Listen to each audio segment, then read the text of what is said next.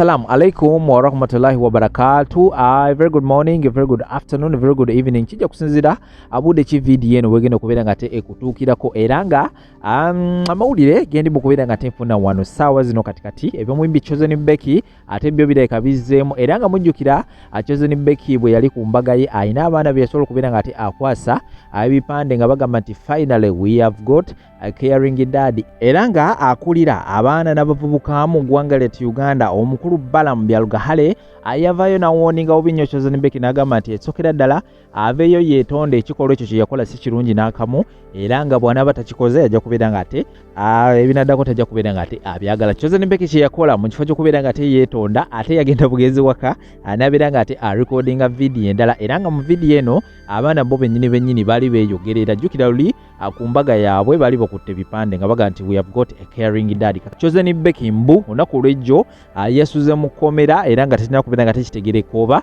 yavuddeyo oba akyaliyo era nga nakubeera nga te anyongera okubeera nga te kuwa bwino agenda mu maaso side zeyo naye ng'ensonga emukwasa nsonga y'abaana okubeera nga te yavaayo n'abakwasa ebipande ku mukolo era ng'okusinziira ku minisita w'abavubuka agamba nti ekintu kino kitoboola eddembe ly'abaana nti abaana abo abakyali bato tena okubeera nga tebatuuka okubeera nga tebeesalirawo era nga ajja kubeera nga tekuterawo n'obutambi bulala mu maaso awo ku nsonga za Chosen Becky osobola okubeera nga omanya biki ebigenda mu maaso side ze video liking sharing rako abala comment section ka box yako ojja kubeera nga osulayo endowooza yo nawe okusinziira ensonga bogenda okubeera nga ozuulira subscribing akade buli we nabandese video ojja kubeera nga ofuna notification yawo nti kakati ate agagudde side zeno gegano shekasha musomo wa dduwa enabo zisimuzibirawo wansi awo ku stickers omunoonyako ajja kubeera nga akulombeera edduwa okubeera nga akutereereza ebyo byonna ebibadde bikyaganye mu bulamu bwo so akambawo Chosen Becky ono oluvannyuma nzina amawulire amalala mangi natemuvaawo Uganda enyuma baana bange musekeemu we are the Sekaja. we are the Sekaja. Jibu we are the Sekaja Ju Sekaja Ju Bana musakale muveyo malo okwogera musaka mufulume ebweru bino biri confidential Uganda enyuma wala nafa abafukamira mutuvuma ngankubya amavi sanyusa abantu ngambadde mukakamu sanyusa abantu Becky ekyo tekikola abantu bajja kuchawa Becky ekyo tekikola no kabireyo no smiling osanyusa abantu era temusiimye era mukyayagala nfukamire mukwano we got a caring loving dad era abaana be batuzala ba government ati baga abaana ba government we ba government ekwate sente zasula omwami wange government ekwate sente esasule ba wange olw'okulabirira abaana bange bana omu yamusanga mu lubuto n'amulabirira paka ku nsi kuno kwali omulala yamusanga wa myezi 3 jibu n'amulabirira paka leero government baga tuzala ba government oba ba government kubanga tebalabirira kati yakwata sente wo omwami wange kuba yalabirira mukwano we are the Sekajas we got a caring loving dad oh my god omwana wange volume yayina speech lwakwasagala muteeka nnyo wano kubanga mujja na lowoozo banze mugambi yayina speech namubuuza speech gyeyagala okuba ku wedding namugana buganyi nagamba sisi njagala kuwa speech namugala speech ki nangamba nze nakulabanga okaaba okuva daddi we yajja mu bulamu bw'obeera oseka oba yakuwonya stress oyo omwana oyo kurimu gwe mulaba oyo nga ye speech yayagala owa ne mugamba mwana wange nedda tofaayo ebyoli bimugamba mu buntu kati lwaki sisanyuka we got a caring loving dad we are finally called the Sekajas omwami wange asasudde fees bannange abaana bange nga basomera bbeeyi bamikwana twakabira mu public tujja kusanyukira mu public we are not going to make you happy we tried but you never appreciated kakati mukwano nyongera okwajukiza nti omwami wange waba yasasula fees nga yasasula ennyumba eno gye tulimu nga yatugulira emmere buli lunaku we are the Sekajas we finally got a loving dad including me ndi tata wange yanjagala of course naye kati noono kati ono w'obukulu wansusso mwami wange wansusso ate bana abaana okuva lwe bategedde mbu be Basekaja bannange bakoowu abaana Basekaja bakoowu Sekaja bannange ebyana byo bikoowu we are the Sekajas We finally got a caring, loving dad. Hey, mama, let me rejoice, you people. We cried nga muwoza Becky. Becky bananga abeera mu sitanti. Abadde akaaba. You didn't think. Chosen Becky tali mukwano. Chosen Becky ali ku revenge. Abaana bano bali batandika okweyagala. Bigambo bingi byayitingana ate we bazaala omwana ne gujja bagira. Chosen Becky gwe Stormulamba ng'oyagaza ki omusajja gw'osinga ssente. Chosen Becky gwe alina erinnya ku basajja bonna n'olonda yooyo. Chosen Becky yabaanikuzanga ekigambo kimu nti nze sinoonya ssente nnoonya mukwano. Era tewaliwo katambi konna mu mawulire ke wali olabye nga Chosen Becky yalinga ng'omusajja mu relationship nga kakkanya omwami we. Buli wabadde alabikirako eri ab'amawulire ng'alaga obwetowaze obungi eri omwami we, naye ng'ate omwami we ali wansi we mu byenfuna, ekitegeeza Chosen Becky mu relationship eyo yali anoonyamu kintu kimu, kuwulirwa nti ayagaddwa. Tewaali kirala kye yali anoonya. Yali anoonyamu kintu eki, kumwagala na kuwulira nti ayagaddwa. But the question is, ye omulenzi yawulizaako munneewe nti ayagalwa? Kubanga bw'oba osaba omulimu oteekayo CV. Nja sobola okukola kino, nja sobola okukola kiri, nja sobola okukola kiri. Era ebinnyonnyola ky'oli mu CV yo n'emirimu gy'osobola okukola kwe basinziira okukuwa omulimu. Lw'oliremererwa okuteeka mu nkola ebiri mu CV yo, kampani lwegenda okukusalayo. Katugambe Chosen Becky kampani ngeza bugeza nga Dictator Amir yali mukozi, naye ng'omulimu gwe gwakuwuliza ono nti ayagaddwa. The question is, Chosen Becky yawulirako nti ayagaddwa? To the extent omuwala oyo yatuuka okukolako katambi gye buvuddeko nga bakyalina oli omukadde so n'omupya. Naga bwenfanga ku malaalo gange bateekeko akapande nti nakwagala. Mwami wange nkwagala nnyo, omukwano gwe gugenda kunzita taata baana. N'akaaba n'atuuka n'omugamba ngwako mu kafuba. Ebigambo ebyo tebyali byammwe abalabi. Ebigambo ebyo byali bya mwami sipesifiki. Simanyi yali amukoze eki ku olwo, yali amusobezza atya ku olwo, naye ng'omusajja omukulu bw'empuliriza ebigambo n'eddoboozi omuwala lye yakozesa, omuwala yali akomyunikeetinga nabbaawe nti omukwano gwo gugenda kunzita, bw'oba olina ky'okola lekeraawo, tommenya mutima. So waliwo bendabye nga bayita Chosen Becky malaaya. Mwe ba malaaya kubanga Chosen Becky abadde star ndowooza kakati emyaka nga 7-8.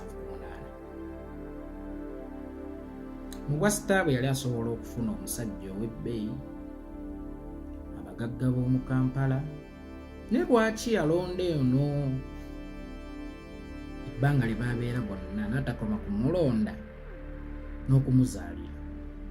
N'amuzaalira ate ng'alina ssente ze, ng'alina erinnya lye, ng'alina enduulu, buli waatuuka nga bamuyayaanira, kitegeeza yalina omukwano gw'omulenzi. But the question is, omulenzi yasasula bbaaka?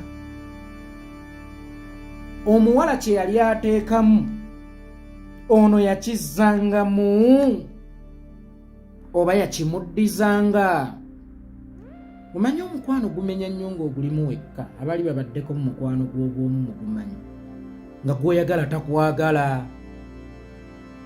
nga buli ky'omuwa takisiima, by'otonye byatonera ye gw'ayagala.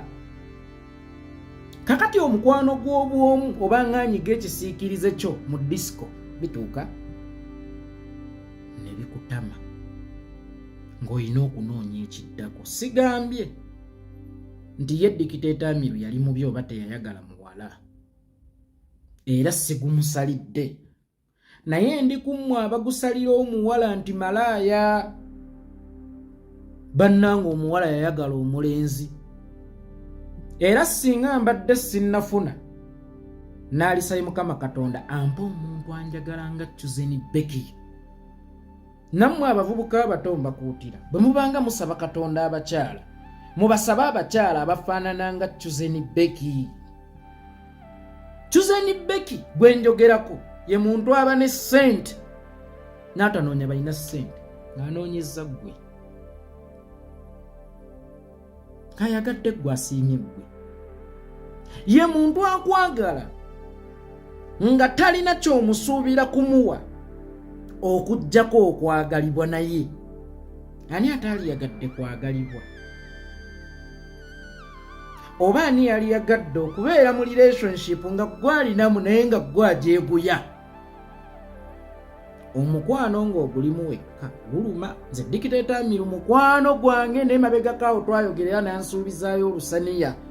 Mwagala nnyo, naye wakati mu kumwagala ekyo tekigenda mubawa moral authority kuyita eyali mukyala we malaaya olw'okuba yamusuddewo n'agenda nani neyali ddereva waabwe. Era kameramaani mbagambye ono tali mukwana, ali ku revenge. Gwe waalisoose ne weebuuza lwaki mu basajja bonna ono era ensobi ze yakola kwoli teyaziyiga? Bamukriticizinga kwoli nti ofunye mwavu n'aganja mujjamu omuntu we yavaamu omuntu ne beenyiga ki ekisi. Buli omu n'akwata amaki agage. Kakati Chuzeni Becky awo ku waiting area ye kuliko abagagga. Lwaki sibe yagenze nabo era n'asalawo okugenda n'ono? Ate ali mu mbeera z'oli kaŋŋambe eyamumenye omutima, ono ali ku revenge. Era musaasira abamu ne mufuna buttiimu. Bambi Chuzeni Becky, bambi Dictator Amiru, kwabo bambi tekuli victim. Victim ali oku yono wa wakati gwe bali mu kukozesa obukozesa okukkakkanya obusungu bwabwe. Oba osanga asobola okuyiga okumwagala okwaddala. Naye njagala tusooke tukkirize tugaane nti ono omuvubuka Chuzeni Becky ali mu mukozesa kulumya oli nti naawe owulire bwe kiruma, naawe owulire bwe kiwulikika nga bakukiitinzeeko. Kyokka ate nenziramu emabega. Chuzeni Becky mwala wange, gw'okakasa mu bimu ku byakugambibwanga temwali mu bulimba? Gw'okakasa mu byonna ebyakugambibwanga temwali mu kukonjera? Lwa nsonga singa nzija ne ŋŋamba omuntu nti mukyalawo nno mwenzi ali ne wayita akabanga n'andaba nga ndi ne mukyalo, kitegeeza mission yali yakubaawula. Oba singa ngenda ne ŋŋamba omukyala bbaawo mwenzi ne wayita akabanga nga bamaze okwawukana ate n'otulaba babiri, kitegeeza mission yali yakubaawula. Nabwe kiti abafumbo mwenna muggale amatwe eri sayidi za mikwano gyammwe ne sayidi gya mikwano gyaffe. Oluusi akakamwenyumwenyu koofuna ng'oli nange kayinza okuba kanyiiza mukwano gwange, oba akakamwenyumwenyu koofuna ng'oli n'owwo kayinza okuba kanyiiza. Nabwe kiti amaka mugagjeemu third party, amaka mugagjeemu eŋŋambo. Omuntu anaafumba yo yaziba amato n'abanga atawulira, omuntu anaafumba yo yazibiriza n'abanga atalaba. Era y'ensonga lwaki amaka golowooza nti mulimu abasajja baddofe mwana wattu gawangaala kubanga balina emisango gye beefuula abatalabye. N'abamu ne batuuka okugamba nti omusajja waawo baamuloga. Naye amaka kakisa gagendamu enzenkanankana. Kankulageko nga naawe ondagako. Anti oyagadde kundagako, kakati katwerageko. Nga bagagenda sasikanga ga Chuzeni Becky ne Dictator Amiru. Amaka kasita gayingiramu, gundi namulabye, gundi namulabye, gundi namulabye. nga bagajja kusasika ng'aga dictator Amir ne Chosen Becky.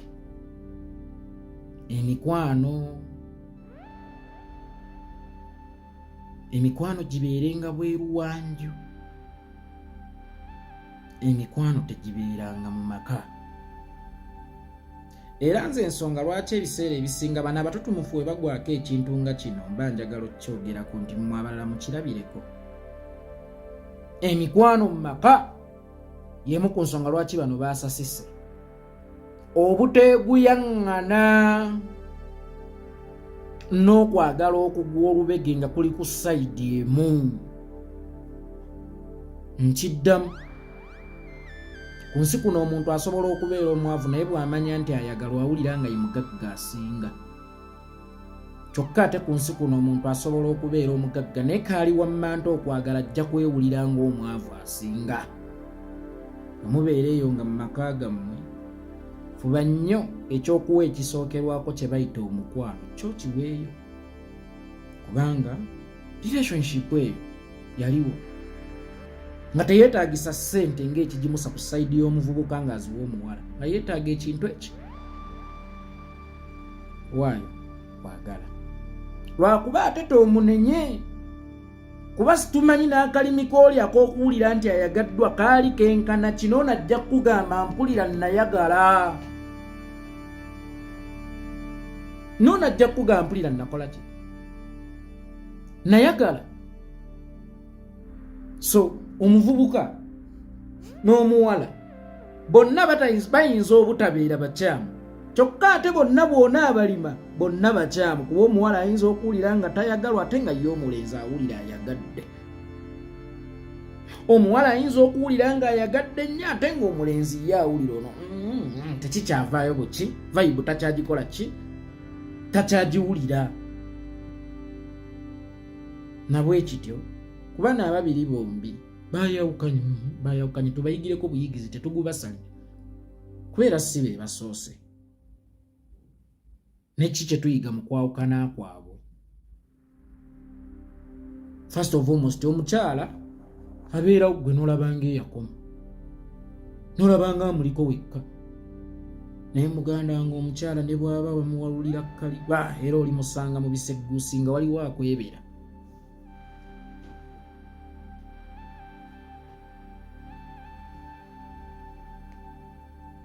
Bayimbi baaga teri mukyala akola ki? Addiba. Ate era teri mukyala yakoma. Abdumulasi yagamba omukyala aba wa bbeeyi yali basudde okuva ku nsi paka kuyingira ntaana. Kyokka ate nammwe abakyala mulekeraawo okulowooza nti mmwe mubeera offended mwekka.